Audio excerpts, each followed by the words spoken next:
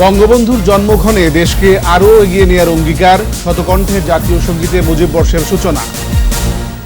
আমার সোনার বাংলা, আমি তোমায় ভালোবাসি। জন্মশতবার্ষিকীতে জাতির পিতার সমাধিতে রাষ্ট্রপতি ও প্রধানমন্ত্রীর শ্রদ্ধা, অ্যারোবেটিক ডিসপ্লে। মুজিব বর্ষে সাম্প্রদায়িকতা নির্মূলের অঙ্গীকার, বঙ্গবন্ধুকে অস্বীকারীরা মানুষের মন থেকে মুছে যাবে বললেন ওবায়দুল কাদের। বঙ্গবন্ধুর জন্মদিনে রাজধানী জুড়ে আলোকসজ্জা, আতশবাজির বর্ণিল উৎসব। জাতির পিতার অবদান অবিস্মরণীয়, মুজিব বর্ষে বিশেষ প্রার্থনা।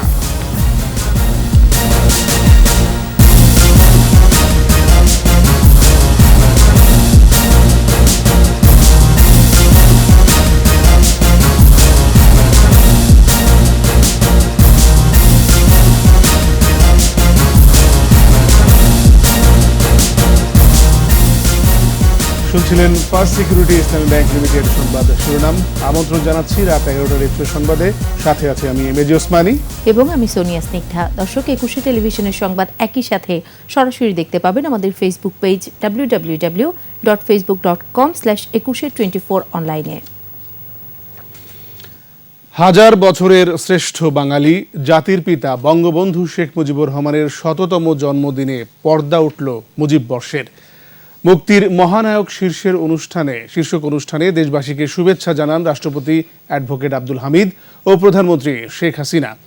রাষ্ট্রপতি বলেন, বঙ্গবন্ধুর আদর্শ চিরন্তন প্রেরণার উৎস। প্রধানমন্ত্রী বলেন, প্রজন্মের পর প্রজন্ম জাতির পিতার আদর্শ বুকে নিয়ে জেগে থাকবে। ভিডিও বার্তায় দেশের উন্নয়ন অগ্রযাত্রার প্রশংসা করেন বিভিন্ন দেশের সরকার ও রাষ্ট্রপ্রধানরা। প্রণব চক্রবর্তী রিপোর্ট। এলো সেই শুভক্ষণ। ঘড়িতে রাত ৮টা, আকাশে আলোচ্ছটা।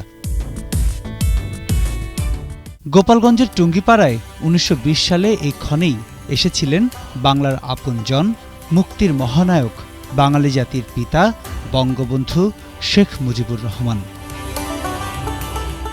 জাতির পিতার জন্মশতবার্ষিকীর দিনে মুজিব বর্ষের উদ্বোধনী আয়োজন, আকাশে আতশবাজির ঝলকানি।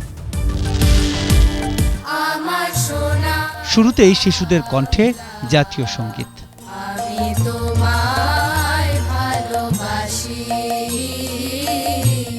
জাতির উদ্দেশ্যে দেয়া ভাষণে রাষ্ট্রপতি মোহাম্মদ আব্দুল হামিদ বলেন, বঙ্গবন্ধু না থাকলেও আছে তার আদর্শ, যা হবে আগামীর পথ নির্দেশক। তার নীতি ও আদর্শ প্রজন্ম থেকে প্রজন্মান্তরে ছড়িয়ে পড়ুক, গড়ে উঠুক সাহসী, ত্যাগী ও আদর্শবাদী নেতৃত্ব, এ প্রত্যাশা করি। শিশুদের বড় ভালোবাসতেন বঙ্গবন্ধু, তাই শত শিশুর কণ্ঠে পরিবেশিত হয় সঙ্গীত। জাতির উদ্দেশ্যে ভাষণে প্রধানমন্ত্রী শেখ হাসিনা বলেন, মানুষের অধিকার প্রতিষ্ঠায় সব রকম ত্যাগ স্বীকার করেছিলেন বঙ্গবন্ধু, এনে দিয়েছিলেন জাতি হিসেবে আত্মপরিচয়ের মর্যাদা। আজকের শিশু কিশোর তরুণ সমাজের কাছে আমার আবেদন, তোমরা দেশকে এবং দেশের মানুষকে ভালোবাসবে। অনেক ত্যাগের বিনিময়ে অর্জিত আমাদের এই স্বাধীনতা, স্বাধীন জাতি হিসেবে বিশ্বসভায় মাথা উঁচু করে চলার উপযুক্ত নাগরিক হিসেবে তোমাদের নিজেদের গড়ে তুলতে হবে। পিতা, তোমার কাছে আমাদের অঙ্গীকার, তোমার স্বপ্নের সোনার বাংলা আমরা গড়বই। বঙ্গবন্ধু কন্যা শেখ রেহানা গভীর শ্রদ্ধায় পিতাকে স্মরণ করেন। ঘরে ঘরে মুজিব আদর্শের দুর্গ তৈরি করে তার আলো ছড়িয়ে দেয়ার আহ্বান জানান তিনি। সকলে মিলে অঙ্গীকার করি, আমাদের যা কিছু আছে তাই নিয়ে দুঃখী মানুষের মুখে হাসি ফোটাবো। মুজিব বর্ষের এই বিশেষ অনুষ্ঠানে ভিডিও বার্তায় শুভেচ্ছা জানান বিশ্ব নেতারা।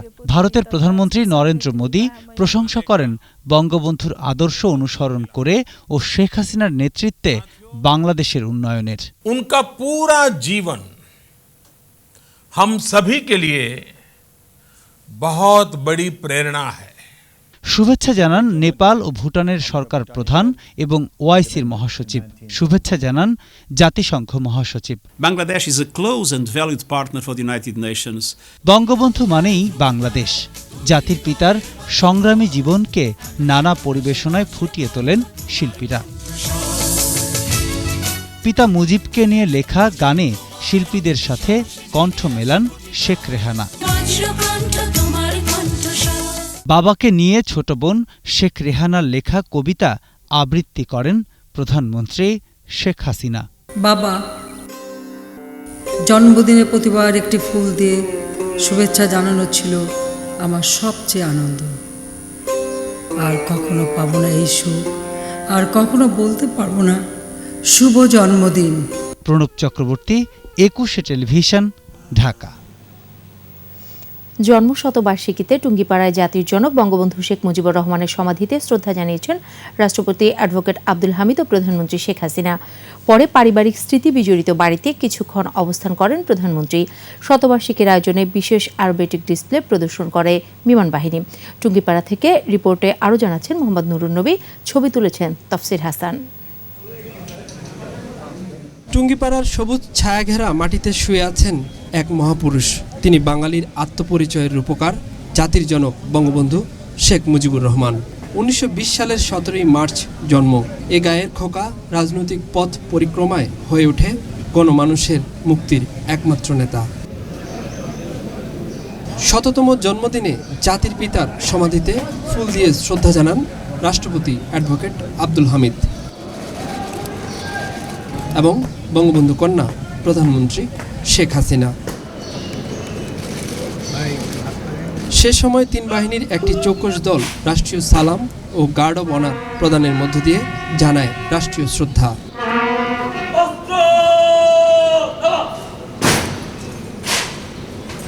বিদেহী আত্মার কল্যাণে করা হয় ফাতেহা পাঠ। পরে মোনাজাত করা হয়।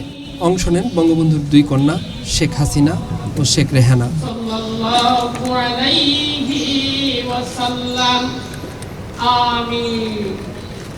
এছাড়া দলের সভাপতি হিসেবে আওয়ামী লীগের কেন্দ্রীয় নেতা ও মন্ত্রী পরিষদের সদস্যদের সঙ্গে আরেকবার সমাধিতে শ্রদ্ধা জানান বঙ্গবন্ধু তনয়া শেখ হাসিনা। নিজের জীবনকে যেমন বিলিয়ে দিয়েছেন তেমনি উৎসর্গ করেছেন প্রিয় স্বজনদের। তাই সেই মানুষটির জন্মের শতবৎসর পূর্তিতে সাধারণ মানুষ শ্রদ্ধা ও ভালোবাসায় স্মরণ করছে তার প্রিয় আপনজনকে, এবং এই বঙ্গবন্ধুর জন্ম শতবর্ষ পালিত হচ্ছে পুরো বিশ্বজুড়েই।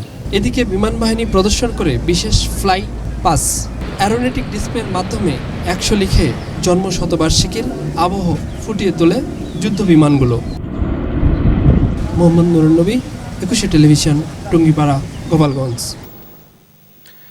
এর আগে ধানমন্ডিতে জাতির পিতার প্রতিকৃতিতে শ্রদ্ধা জানিয়েছেন আওয়ামী লীগ সভাপতি ও প্রধানমন্ত্রী শেখ হাসিনা। শ্রদ্ধা নিবেদন শেষে আওয়ামী লীগের সাধারণ সম্পাদক ওবায়দুল কাদের বলেন, জাতির পিতার অবদান যারা অস্বীকার করে তারা নিজেরাই রাজনৈতিক প্রক্রিয়ায় মানুষের মন থেকে মুছে যাবে।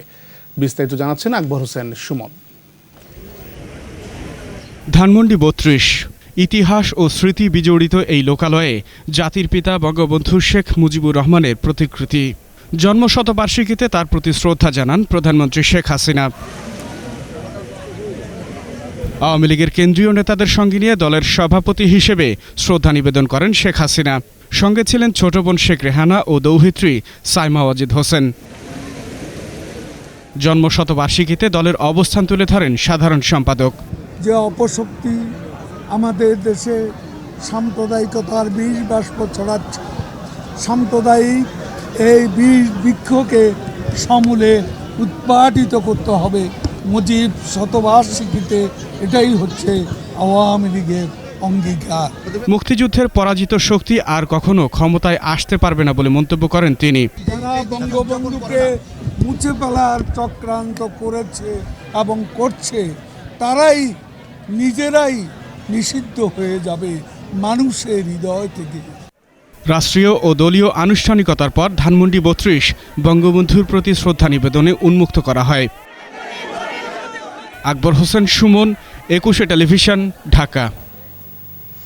নানা আয়োজনে উদযাপন করা হচ্ছে জাতির জনক বঙ্গবন্ধু শেখ মুজিবুর রহমানের জন্মশতবর্ষ। জন্মক্ষণে কেক কেটে আর আতশবাজির ঝলকানিতে শুরু হয় মুজিব বর্ষের অনুষ্ঠান। আওয়ামী লীগের অঙ্গ সংগঠন, বিভিন্ন রাজনৈতিক দল, সামাজিক সাংস্কৃতিক সংগঠন বর্ণাঢ্য আয়োজনে উদযাপন করছে বঙ্গবন্ধুর জন্মদিন। তৌহিদুর রহমানকে সঙ্গে নিয়ে জসিম জুয়েলের রিপোর্ট। বঙ্গবন্ধুর জন্ম শতবর্ষ উপলক্ষে দিনব্যাপী রাজধানী ঢাকায় ছিল নানা আয়োজন। আলোকসজ্জা আর আতশবাজির ঝলকানিতে রঙিন হয়ে ওঠে রাতের আকাশ। রাজধানীর রবীন্দ্র সরোবরে আওয়ামী লীগের আয়োজনে ছিল মূল অনুষ্ঠান। উদ্বোধন করেন দলের সাধারণ সম্পাদক ওবায়দুল কাদের। ফানুস আর আলোকসজ্জায় নান্দনিক আয়োজন উপভোগ করে সাধারণ মানুষ।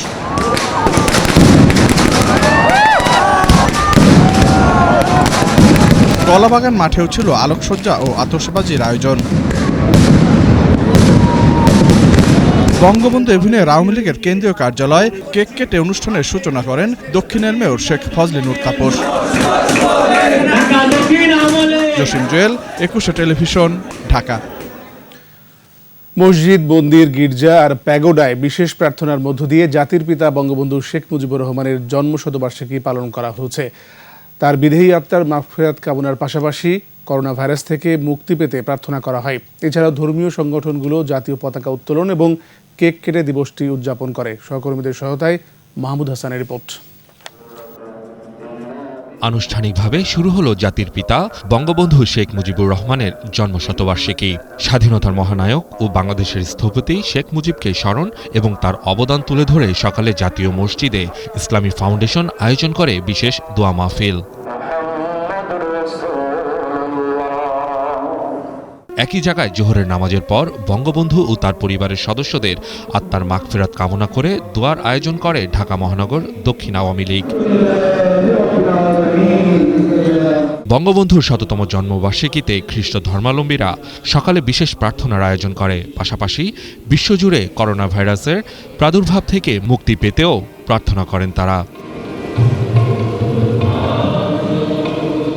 হিন্দু ধর্মাবলম্বীরা মন্দিরে হাজির হন জাতির শ্রেষ্ঠ সন্তানের ১০০তম জন্মবার্ষিকী পালন করতে।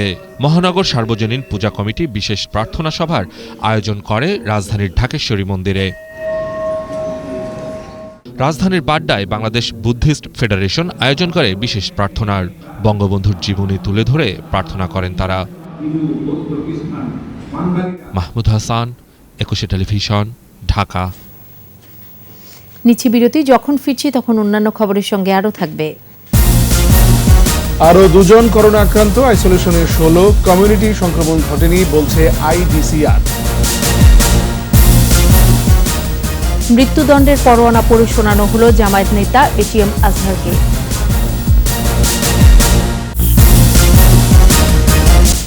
আবারও আমন্ত্রণ রাত 11টার 21 সংবাদে। জাতির পিতার জন্মশতবার্ষিকী ও শিশু দিবসে রাজধানী জুড়েই ছিল নানা আয়োজন। এতিমখানাগুলোতে এতিম ও দুস্থদের মাঝে উন্নত খাবার, বস্ত্র প্রদান এবং করোনা প্রতিরোধে নানা সামগ্রী বিতরণ করা হয়েছে। শিশু দিবসে সরকারি বেসরকারি শিশু পরিবারগুলোতে চিত্রাঙ্কন ও রচনা প্রতিযোগিতা সহ আনন্দ আয়োজনে মেতেছিল শিশুরা। আরও জানাচ্ছেন রিয়াদ সুমন। জাতির পিতা বঙ্গবন্ধু শেখ মুজিবুর রহমানের জন্মশতবার্ষিকীতে রাজধানীর আজিমপুরে আওয়ামী লীগের ত্রাণ ও সমাজ কল্যাণ উপকমিটির এই আয়োজন। যোগ দেন দলের প্রেসিডিয়াম সদস্য মোহাম্মদ নাসিম।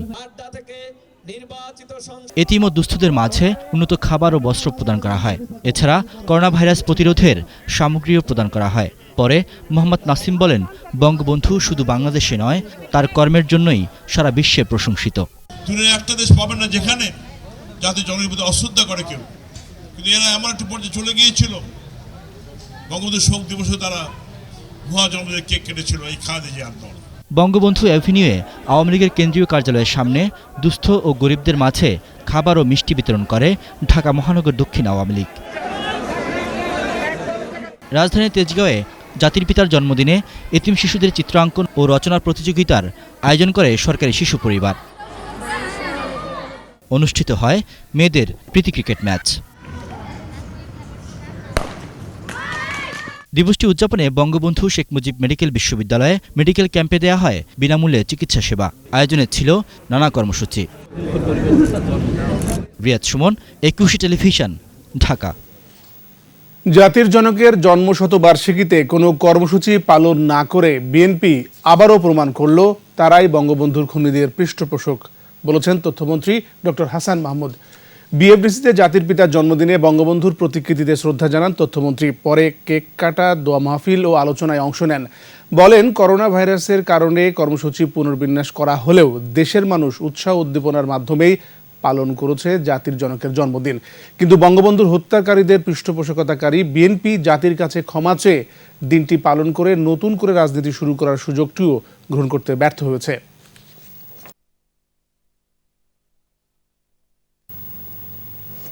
দেশে নতুন করে আরও 2 জন করোনা আক্রান্ত হয়েছে বলে জানিয়েছে আইইডিসিআর। তাদের মধ্যে একজন বিদেশ ফেরত আর আরেকজন আক্রান্তের সংস্পর্শে এসেছিলেন। এ নিয়ে আক্রান্তের সংখ্যা দাঁড়ালো 10 জনে। এদিকে ভিসা না থাকায় 2 বিদেশি নাগরিককে ফেরত পাঠানো হয়েছে। রাসেল খানকে সঙ্গে নিয়ে মফিউর রহমানের রিপোর্ট। করোনা পরিস্থিতি জানাতে রোগতত্ত্ব ও রোগ নিয়ন্ত্রণ অধিদপ্তরের সংবাদ সম্মেলন। এই মুহূর্তে প্রাতিষ্ঠানিক কোয়ারেন্টাইনে আছেন 43 জন। সংস্থাটির পরিচালক জানান, নতুন করে আরও 2 জন আক্রান্ত হয়েছে। প্রথম দফায় 3 জন সুস্থ হয়ে বাড়ি ফিরে গেছেন। করোনা কোভিড-19 সংক্রমণ বা জীবাণুটি শনাক্ত করা হয়েছে 10 জনের মধ্যে। গতকাল আমরা বলেছিলাম 8 জন, আরও 2 জনের মধ্যে করোনার সংক্রমণ পাওয়া গেছে। এই 2 জনের মধ্যে একজন কোয়ারেন্টিনে ছিলেন, আর একজন একটি হাসপাতালে চিকিৎসাধীন আছেন। তিনি একজন বিদেশ থেকে এসেছিলেন, এমন মানুষের সংস্পর্শে ছিলেন। এদিকে হযরত শাহজালাল আন্তর্জাতিক বিমানবন্দরের সার্বিক অবস্থা ভালো আছে বলে জানান বিমানবন্দরের পরিচালক। তবে পররাষ্ট্র মন্ত্রণালয়ের সম্মতির পর মানবিক কারণে কাতার এয়ারওয়েজের বিমান সোমবার অবতরণ করতে দেওয়া হয়েছে। গতকালকে রাতে আমরা 2 জন প্যাসেঞ্জার পেয়েছিলাম যারা নাকি ভিসা ছাড়া চলে এসেছিল। একজন আমেরিকা থেকে আর একজন আইভরি কোস্ট থেকে। যে ফ্লাইটে এসেছিল সেই ফ্লাইটে করে তাদেরকে আমরা ফেরত পাঠিয়ে দিয়েছি। তিনি জানান, আন্তর্জাতিক ফ্লাইট এখন পর্যন্ত 45% কমেছে আর যাত্রী সংখ্যা কমেছে 50%। মফিউর রহমান, 21 টেলিভিশন, ঢাকা। করোনা রোগীদের সেবা দিতে মুন্সিগঞ্জের লোহজংয়ে ইউনাইটেড হাসপাতালে চালু হলো 25 শয্যার আইসোলেশন ইউনিট। বঙ্গবন্ধু শেখ মুজিবুর রহমানের জন্মশতবার্ষিকী উপলক্ষে ঘোলতলি বাজারের পাশে এই ইউনিট উদ্বোধন করা হয়। এ সময় জানানো হয়, এখানে ডাক্তার, নার্স ও টেকনোলজিস্ট ও আধুনিক যন্ত্রপাতির সাহায্যে বেসরকারি পর্যায়ে সব ধরনের পরীক্ষা নিরীক্ষা করা হবে। অন্যান্যের মধ্যে সিভিল সার্জন আবুল কালাম আজাদ, হসপিটালের ব্যবস্থাপনা পরিচালক ফরিদুর রহমান খান ও সিইও মোহাম্মদ ফাইজুর রহমান উপস্থিত ছিলেন। এর আগে Yunus Khan Mahmuda Khanam memorial health complex প্রাঙ্গণে কেক কেটে মুজিব কর্নার উদ্বোধন করা হয়।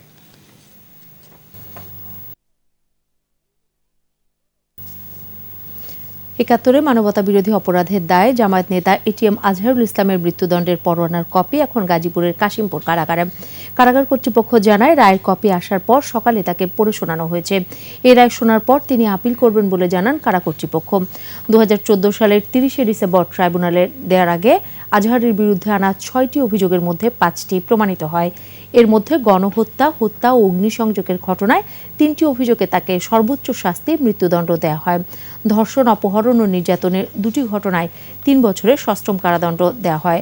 দণ্ডাদেশের বিরুদ্ধে 2015 সালের 28 জানুয়ারি আপিল করেন আজহারুল ইসলাম। শুনানি শেষে 31 অক্টোবর রায় ঘোষণা করেন আপিল বিভাগ। নিচ্ছি বিরতি, যখন ফিরছি তখন অন্যান্য খবরের সঙ্গে আরও থাকবে। সিরাজগঞ্জে নবনির্মিত গেট ভেঙে 4 জনের মৃত্যু, আহত 7। ঘুষ গ্রহণ ও অর্থ পাচারের অভিযোগ, সৌদি আরবে 298 সরকারি কর্মকর্তা আটক। আবারও আমন্ত্রণ রাত 11টার 21 সংবাদে। সিরাজগঞ্জের তারাশে সদ্য নির্মিত গেট ভেঙে ঘটনাস্থলেই 4 জনের মৃত্যু হয়েছে, আহত হয়েছে 7 জন। পুলিশ ও স্থানীয়রা জানায়, মাসখানেক আগে গুলটা শহীদ এম মনসুর আলী ডিগ্রি কলেজের গেটটি নির্মাণ করা হয়। মঙ্গলবার হাটের দিন গেটের নিচে অনেকেই দাঁড়িয়েছিল। হঠাৎ তাদের উপর ভেঙে পড়ে গেটের উপরের অংশ। এতে ঘটনাস্থলে নিহত হয় 4 জন। স্থানীয়দের সহায়তায় পুলিশ হতাহতদের উদ্ধার করে। আহতদের স্থানীয় হাসপাতালে ভর্তি করা হয়েছে।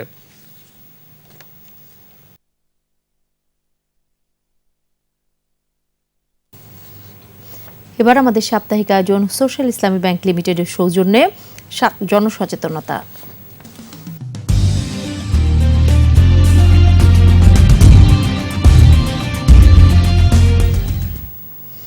আত্মরক্ষায় মার্শাল আর্ট বা কারাতে শিখছে বরগুনার কিশোরী থেকে তরুণীরা।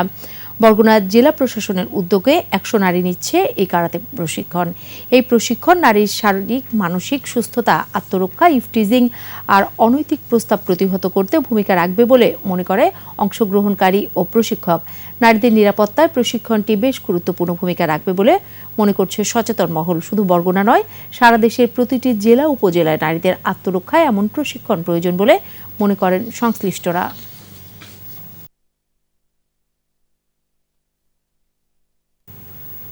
এবার সোশ্যাল ইসলামী ব্যাংক লিমিটেড বাণিজ্য সংবাদ।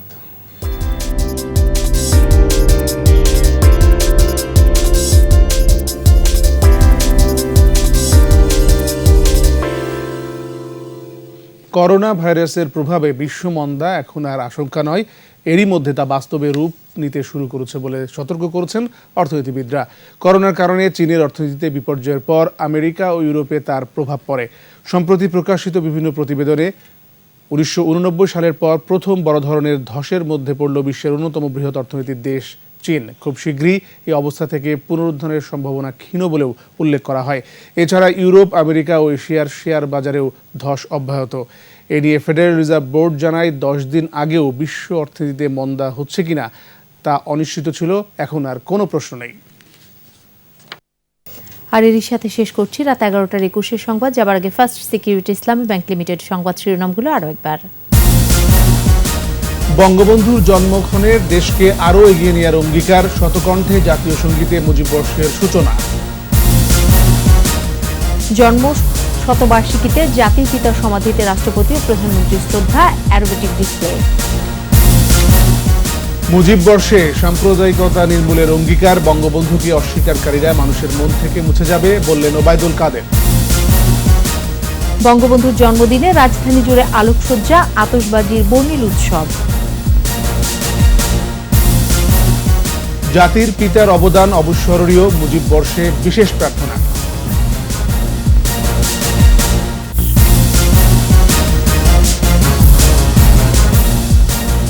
সর্বশেষ খবর জানতে ডায়াল করুন 202 নম্বরে আর ভিজিট করুন eকুশে-tv.com এই ওয়েবসাইট।